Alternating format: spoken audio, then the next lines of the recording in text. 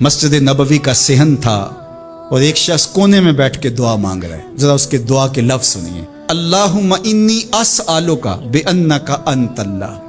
اے اللہ میں تجھ سے اس لیے مانگتا ہوں کہ تو میرا اللہ جو ہے.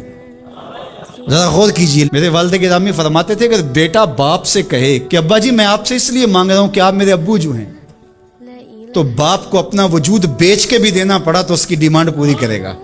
جو اس لفظ ہی ایسا کہہ دیا کہ ابو میں آپ سے اس لیے مانگ رہا ہوں کہ آپ میرے ابو جو ہیں، تو میں نے آپ سے ہی مانگنا ہے.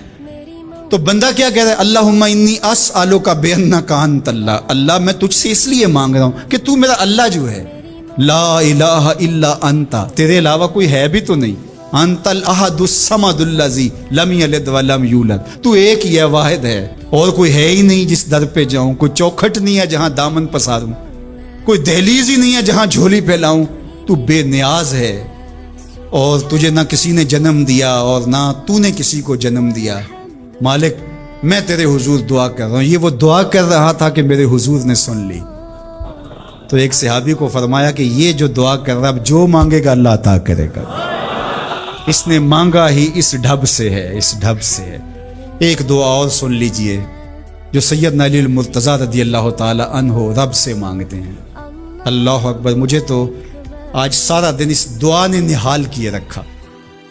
یہ دعا مانگتے ہیں تو عجیب کیفیت ہوتی ہے. یا سریع الرضا اغفر لمن لا یملک الا الدعاء. اے جلدی راضی ہو جانے والے، چھیتی مان جانے والے، اغفر لمن لا یملک الا الدعاء. اسے معاف کر دے جس کے پاس دعا کے علاوہ سہارا ہی کوئی نہیں، جس کے پاس دعا کے علاوہ کچھ ہے ہی نہیں جو پیش کر سکے. التجا ہی کر سکتا ہے، ترلا ہی کر سکتا ہے، منت ہی کر سکتا ہے. منتوں اور ترلوں کے علاوہ جس کے پاس کچھ نہیں ہے، اے جلدی مان جانے والے اس کی مغفرت کر دے، اس کو بخش دے. اللہ اکبر. تو وہ کریم ہے، وہ کہتا ہے میرے در پہ آؤ تو صحیح، کوئی جھولی پھیلاؤ تو صحیح. ہم تو مائل بکرم ہیں، کوئی سائل ہی نہیں.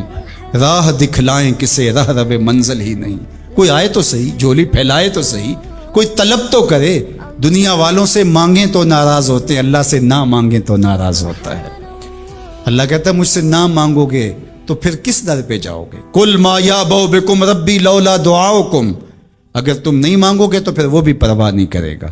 تم مانگتے رہو گے، جھولی پھیلاتے رہو گے، وہ اپنی رحمتیں تمہارے دامن میں ڈالتا رہے گا. اس کے خزانوں میں کوئی کمی نہیں آتی.